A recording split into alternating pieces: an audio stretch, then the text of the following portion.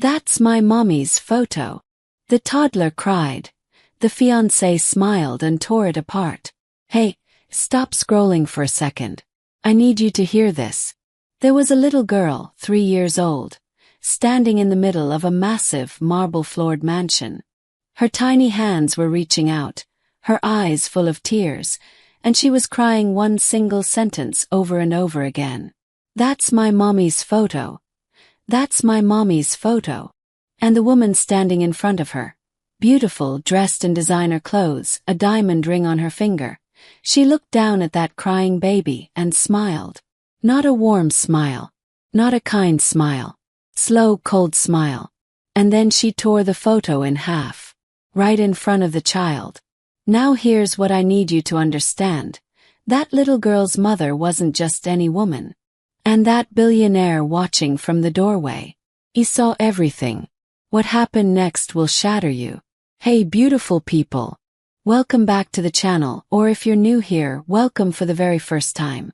I'm so glad you stopped by today because the story I have for you right now, it is one of the most emotional things I have ever shared on this channel. Where are you watching from right now? Drop your city or country in the comments. I genuinely love seeing where you all are from. We've got people watching from all around the world, and honestly, that still amazes me every single day. And hey, if you haven't subscribed yet, now is the perfect moment. Just tap that button because the stories we tell here, they're the kind that stay with you long after the video ends. Now let's get into it. Some men build empires to fill a void no amount of money can touch. Nathan Calloway was 33 years old, and by every measurement the world uses to define success, he had already won. He owned 3 companies across 2 continents. His penthouse sat on the 52nd floor of the most prestigious building in the city, with floor-to-ceiling windows that looked out over a skyline that seemed to bow to him every morning. His suits cost more than most people's monthly salaries.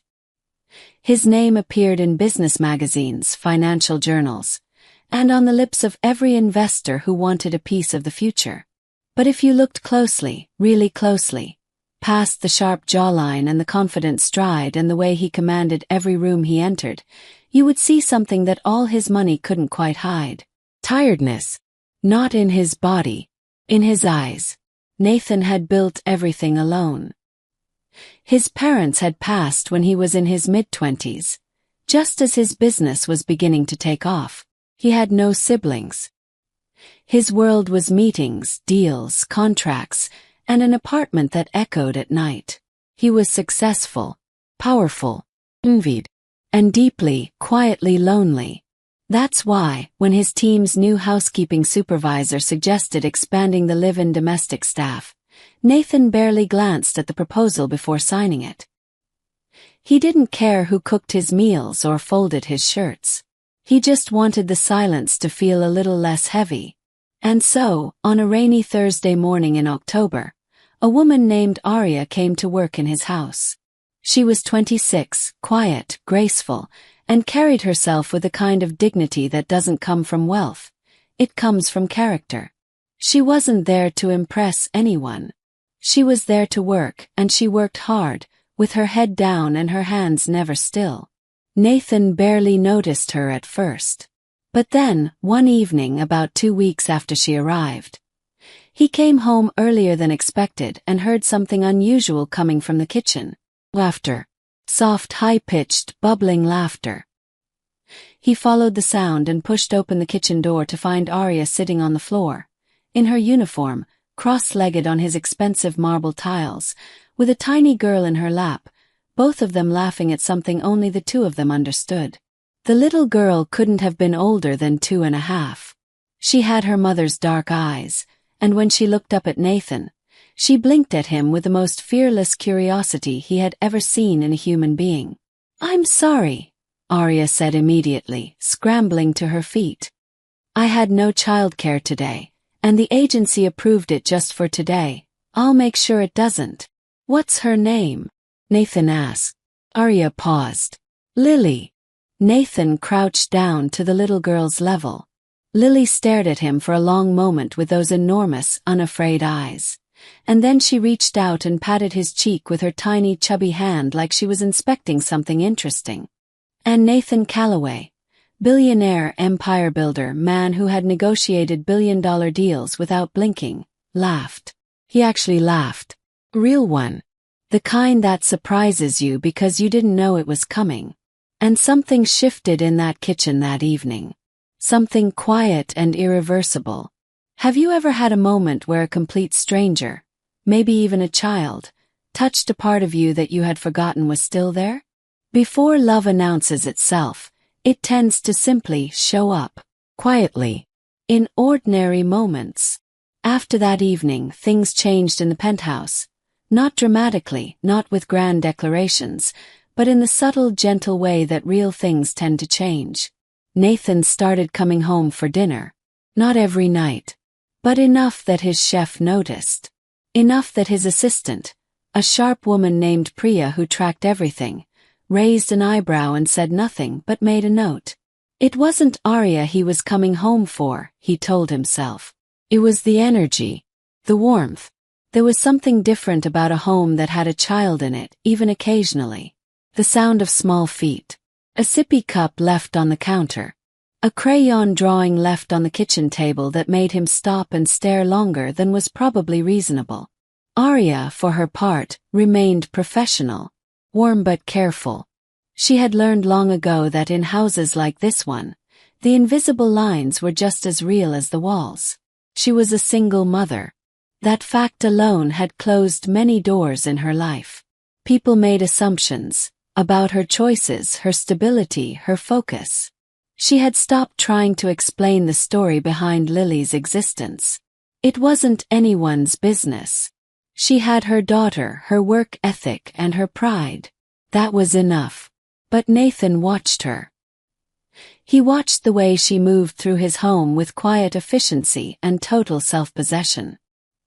He watched the way she spoke to Lily, not in baby talk, but in full, real sentences, as though the child deserved to be spoken to like a person. He watched the way Arya handled stress, a dropped glass, an impossible schedule, a demanding guest, always calm, always composed, always with that same quiet dignity. One evening he offered her a seat at the dinner table, just casually, as he passed through the kitchen and found her eating a rushed meal standing at the counter. "Sit down," he said simply. "I'm fine, Mr. Calloway." "I didn't say you weren't. I said sit down." He sat. They didn't talk much that first dinner. But the second time it happened, and it happened again and again, they talked more. About the city. About small things. About Lily, who had begun on the days she visited, to treat Nathan's penthouse like her personal kingdom, toddling from room to room like she owned it. And somewhere in those dinners, in those ordinary conversations, something neither of them was prepared for began to grow. What would you do if you found something real in a place you never expected to find it? Have you ever been afraid of a feeling, not because it was wrong but because the timing felt impossible? Arya was afraid. Because she knew how this looked. She knew what people would say. She had a daughter, a uniform, and a life that didn't fit neatly into his world. But Nathan wasn't thinking about how it looked. For the first time in years, he wasn't calculating anything. He was just present. Some people leave behind more than memories. They leave behind pieces of themselves that the living carry long after they're gone. 6 months passed. Nathan and Arya's relationship had grown. Carefully, slowly, honestly. He had told her things he hadn't told anyone in years. She had told him things she had never said out loud. And Lily, in her perfect, uncomplicated 3-year-old logic, had simply decided that Nathan was her friend, her tall man. And that was that. But there was one thing about Arya's room, the small, comfortable suite at the back of the penthouse that had been assigned to her, that Nathan had never asked about. Photograph. It sat on her bedside table in a simple silver frame. He'd glimpsed it once when the door was open. A woman, young and bright-eyed, laughing at the camera with the kind of abandon that people only manage when they feel completely safe. She looked like Lily. Not Arya. Lily. One afternoon, Lily toddled into the living room carrying the silver frame carefully in both her small hands, her face completely serious with the weight of her task. "Mommy," she announced, holding it up to Nathan. "My mommy." Nathan looked at Arya.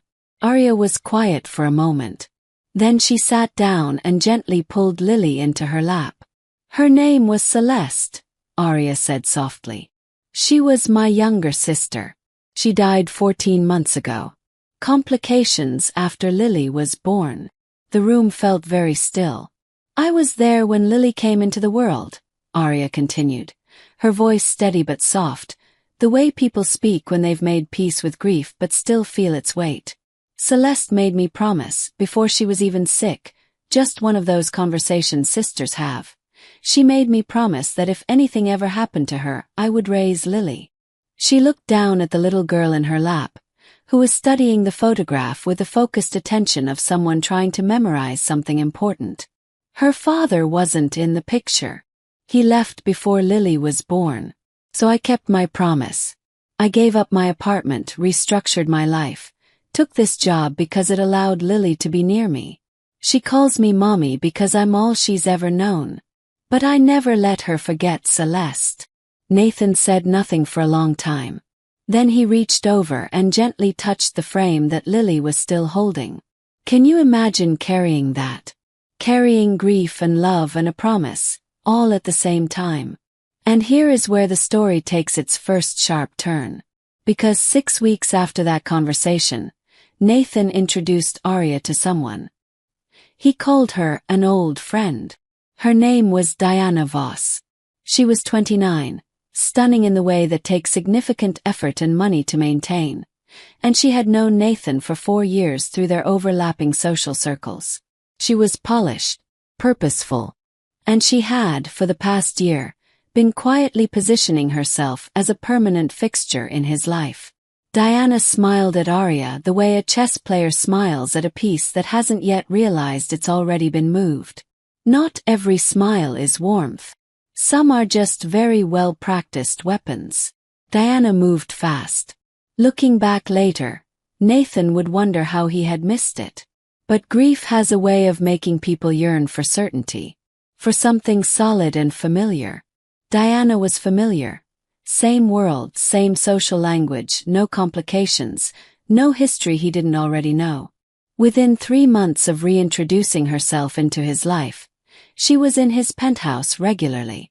Within 5 months, she had gently, gradually, and very deliberately started to reshape the atmosphere of the place.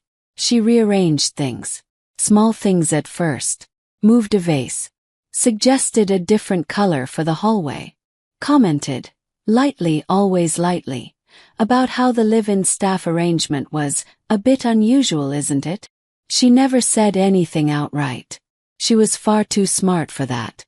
But she watched Arya the way a cat watches a bird, with infinite patience and absolute intent.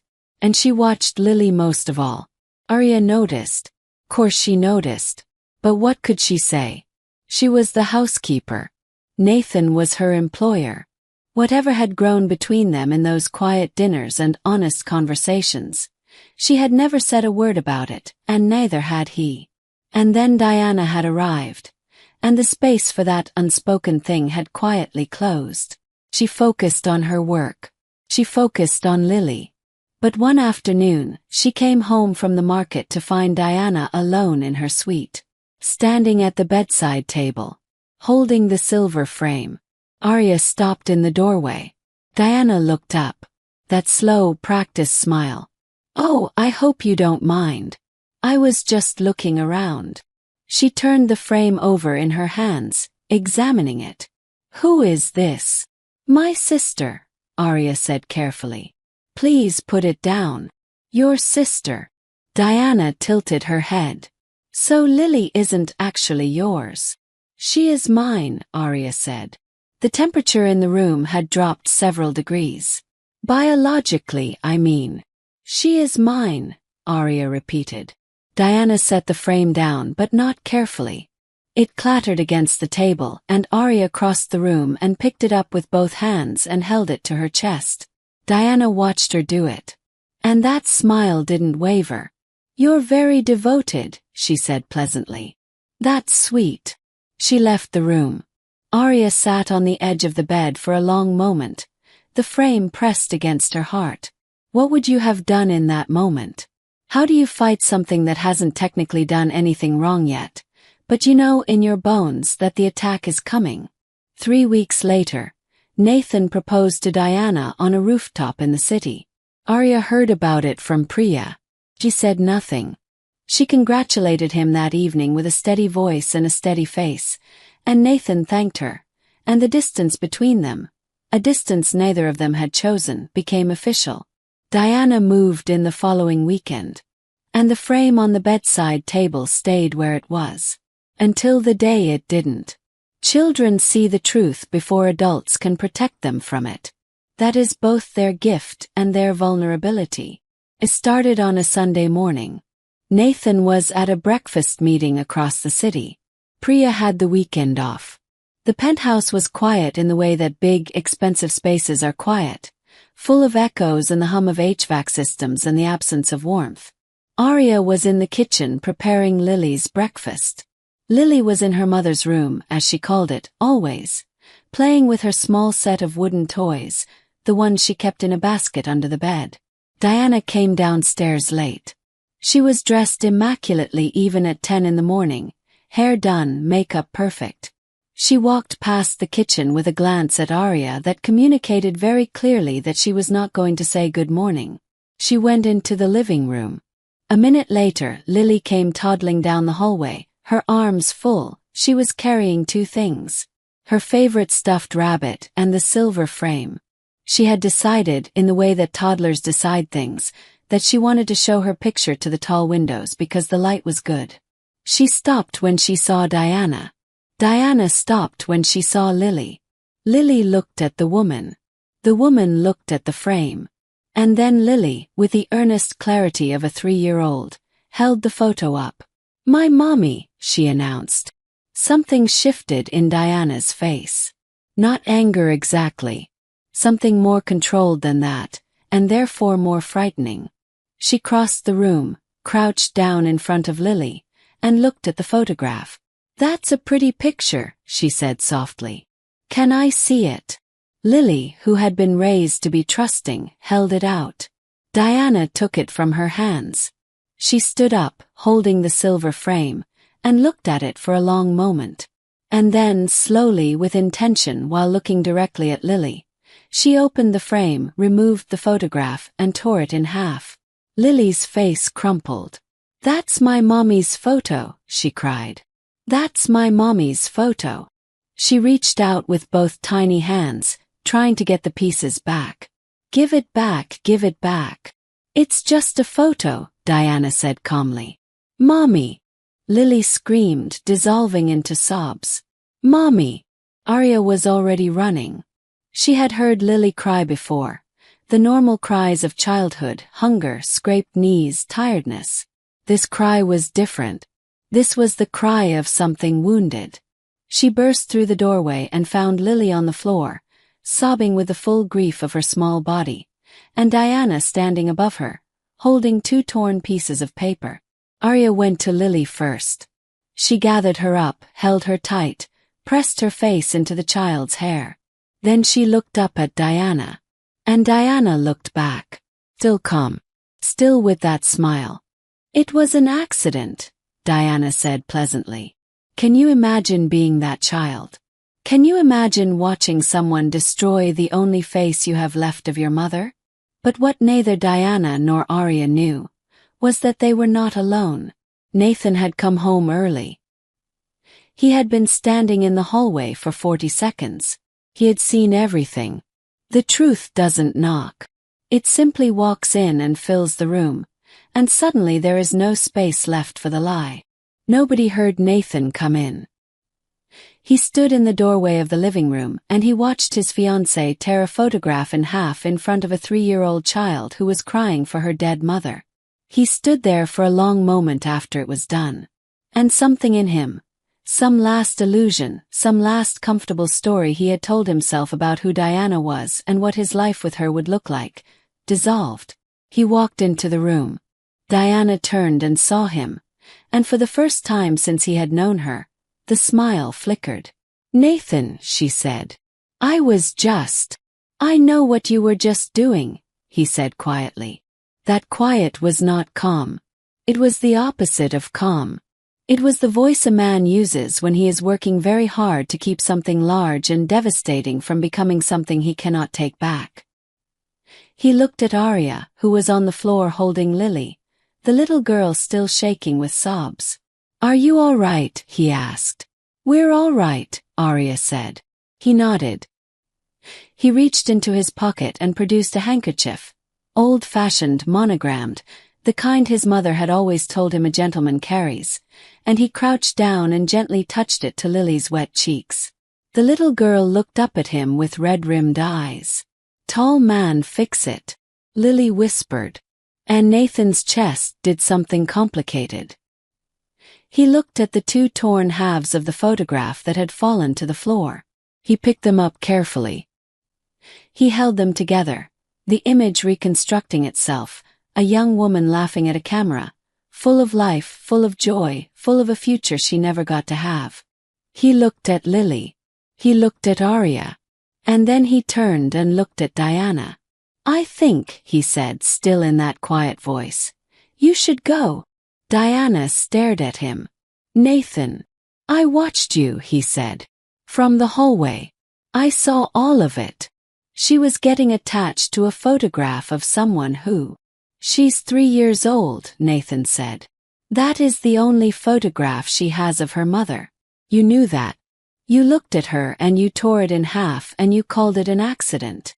The silence in the room was immense. "You should go," he repeated. "Today." Diana's composure for the first time cracked. Not with remorse. With something colder. The particular fury of someone who has had something taken from them that they believed they had already won. "You're choosing the housekeeper," she said. The word came out like a weapon. Nathan looked at her steadily. "I'm choosing who I am," he said. And that was all. "But here is the twist you didn't see coming. And I need you to stay with me for this last part, because this is the heart of the whole story. After Diana left, after the lawyers were called, after the ring was returned, after the social media whispers began and the business press ran their speculative headlines, Nathan sat Arya down. And he told her something. He told her that 2 months after Lily was born, 14 months ago, before Arya had ever entered his life, he had received a letter from a woman named Celeste. She had found him because in her last weeks, she had researched obsessively, the way dying people sometimes do, trying to tie up the loose ends of a life. And she had discovered, through medical records that a mutual doctor had quietly connected, that Nathan Calloway was Lily's biological father. Single night. A brief encounter. A chapter from a version of his life he barely recognized now. He had never known. Celeste had never intended to tell him. But at the end she had changed her mind, and she had written a letter, and she had asked only one thing. "Look after them. Not because you owe us anything, but because you are a good man. I believe that, even though we were strangers, look after my sister and my daughter. Please." He had received the letter. He had been shocked, overwhelmed, uncertain. He hadn't known what to do. And then, through a completely separate and ordinary circumstance, his HR team had hired Arya. He had recognized the name immediately. He had said nothing. He had watched. He had needed to know who she was, not on paper but truly. Whether Celeste's belief in human goodness had been warranted or naive. Whether this woman who had taken in her sister's child and rebuilt her life around a promise was the person the letter had described. And she was everything the letter had hoped for. "Lily is mine," he told Arya. "Biologically. I know I have no right to ask anything. I know this changes everything and nothing, and I'm not asking you to forgive the silence. I'm just asking you, please don't leave. Not yet. Let me be what she needs. Let me be what I should have been from the beginning." Arya was silent for a very long time. Lily was asleep in the next room, the torn photograph lying on Nathan's desk, already taken to be professionally restored. Can you imagine that moment? Discovering that the life you built alone was never truly supposed to be alone at all. Arya looked at Nathan, and she thought of Celeste. And she said, quietly, firmly, with every ounce of the dignity she had always carried, "We'll figure it out. This story is about more than a photograph. It's about what we destroy when we let fear and pride and jealousy make our choices for us. It's about the promises we keep in the dark, when no one is watching, when there's nothing in it for us except the simple fact that someone we loved asked us to. And it's about the truth that children always know, before the adults have figured it out, who is safe and who is not." That little girl held up a photograph and said, "That's my mommy." And in doing so, she revealed everything. Here is the question I want to leave with you. How many moments in your life have you torn something apart? Not because you had to, but because you were afraid of what it represented. And what would it mean to put it back together? If this story moved you, if it made you feel something real, please give it a like. It genuinely helps this channel reach more people who need to hear stories like this. Drop a comment below. I want to know, who do you think showed the most courage in this story?